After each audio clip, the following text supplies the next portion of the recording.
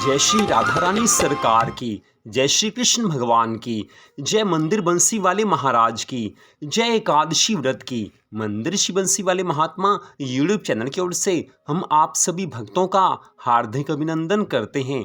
आज हम आपको एकादशी व्रत से संबंधित बड़ी विशेष जानकारी देने जा रहे हैं। हमारे पास काफ़ी लोगों के कमेंट्स आते हैं और कुछ लोगों के फ़ोन भी आते हैं कि एकादशी का व्रत रखकर गन्ने का जूस पिया जा सकता है या नहीं पिया जा सकता। एकादशी के व्रत में अगर गन्ने का जूस पी लें तो क्या व्रत टूट तो नहीं जाएगा? ऐसे कई प्रश्न हमारे पास आते रहते हैं। वैसे तो हमने कई वीडियो डाली हुई हैं कि एकादशी के व्रत में कोल्ड ड्रिंक पी सकते हैं या नहीं पी सकते, नींबू पानी पी सकते हैं या नहीं पी सकते, काफ़ी वीडियो डाली हुई हैं। लेकिन गन्ने के रस के बारे में काफ़ी लोगों के प्रश्न आए थे, तो उसी के बारे में हम आपको यहाँ पर बताने जा रहे हैं। इस बात को आप पूरे ध्यान से सुने, तभी आपको सारी जानकारी मिल पाएगी। एकादशी का व्रत हम सब रखते किस लिए हैं? भगवान की कृपा को प्राप्त करने के लिए और अपनी मनोकामनाओं को पूरा करने के लिए।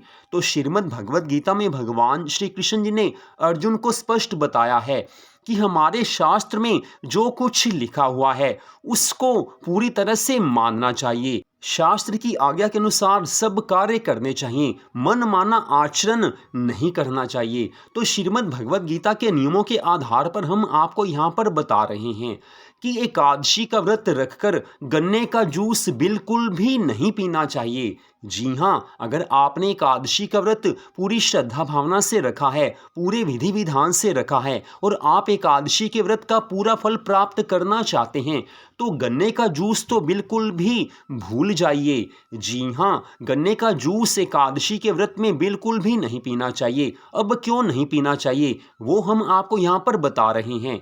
गन्ने का जूस आप बाजार में पीते हैं, तो जहाँ पर भी आप गन्ने का जूस पीते हैं उस दुकान पर या उस ठेले पर या उस रेहड़ी पर साफ सफाई नहीं होती है, उनके गंदे हाथ लगे हो सकते हैं। और आमतौर पर ऐसा देखा गया है कि दुकानदार क्या करते हैं, वो खाना खाते हैं और नॉर्मली हाथ धोकर फिर से अपने काम में लग जाते हैं। या जो ठेले वाला है, जो गन्ने के रस की रेहड़ी वाला है, वो खाना खाकर उसके बाद अपने काम में लग जाएगा, तो उसके हाथ तो वही झूठे होते हैं। और वहाँ पर जो नमक रखा होता है, नमक भी शुद्ध नहीं होता है, उसमें भी अन्न वाले हाथ लगे हो सकते हैं। अब बात आती है गन्ने की। गन्ना भी कभी पूरी तरह से साफ पानी से नहीं धोया जाता। बहुत कम लोग ऐसे होंगे जो गन्ने को पूरा साफ सुथरा रखते हैं, लेकिन गन्ने के रस की दुकान पर या ठेले पर साफ सफाई का कोई भी ध्यान नहीं रखा जाता। इस कारण गन्ने का रस एकादशी के व्रत में तो बिल्कुल भी नहीं पीना चाहिए। अगर आप गन्ने का रस एकादशी के व्रत में पीते हैं तो ये पूरी तरह से एकादशी के नियमों के विरुद्ध है। इस कारण आप गन्ने का रस एकादशी का व्रत रखकर मत पीजिए। अब अगला प्रश्न आता है कि गर्मी के दिन है, फिर क्या पिया जाए? तो आप घर में नींबू पानी बनाकर पी सकते हैं, घर में कोई भी जूस निकालकर आप पी सकते हैं। आप चाहें तो मीठी छाछ अर्थात मीठी लस्सी या नमकीन लस्सी भी पी सकते हैं। लेकिन बाजार से कोई भी जूस, गन्ने का जूस हो या कोई और जूस, बाजार से तो बिल्कुल भी मत पीजिए, क्योंकि बाजार वाले किसी भी जूस में गंदे हाथ ही लगे होते हैं, साफ सफाई का ध्यान नहीं रखा होता।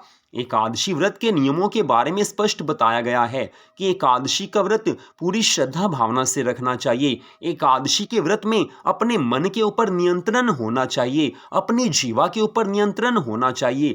एकादशी के व्रत में भूलकर भी ऐसा कुछ खाना या पीना नहीं चाहिए कि जिससे एकादशी का व्रत भंग हो जाए। इस कारण अगर आपने एकादशी के व्रत का पूरा फल प्राप्त करना है, अपनी मनोकामनाओं को पूर्ण करना है, तो एकादशी के व्रत में केवल वही चीजें खाएं और वही पिएं जिनके बारे में शास्त्रों में नियमों के अनुसार बताया गया है। तो एकादशी व्रत में गन्ने का रस मत पीजिए, नींबू पानी पी लीजिए, मीठी लस्सी या नमकीन लस्सी पी लीजिए, घर में जूस निकाल कर पी लीजिए, लेकिन गन्ने का रस बिल्कुल भी मत पीजिए।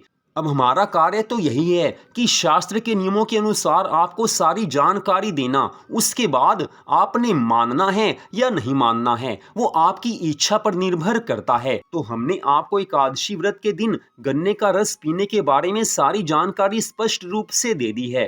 वीडियो को देखने के लिए आप सबका दिल से धन्यवाद। मंदिर श्री बंसी वाले महात्मा यूट्यूब चैनल की ओर से इस वीडियो को आपने देखा। विशेष जानकारी वाली वीडियो को देखने के लिए हमारे चैनल को आप सब्सक्राइब कर लीजिए। कोई प्रश्न आपके मन में हो तो आप कभी भी कमेंट करके प्रश्न पूछ सकते हैं। अगर आपने फ़ोन करना है तो आप सुबह 10 से 1 बजे तक आप कभी भी फ़ोन कर सकते हैं, या शाम को 5 से 6 बजे के बीच में आप कभी भी फ़ोन कर सकते हैं। हमारा मोबाइल नंबर आप सामने मोबाइल की स्क्रीन पर देख सकते हैं। तो मंदिर श्री बंसी वाले महात्मा यूट्यूब चैनल की ओर से आज की इस विशेष वीडियो को देखने के लिए आप सबका दिल से धन्यवाद।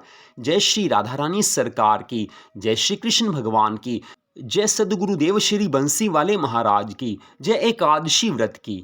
जय जय श्री राधे, जय जय श्री राधे, जय जय श्री राधे श्याम।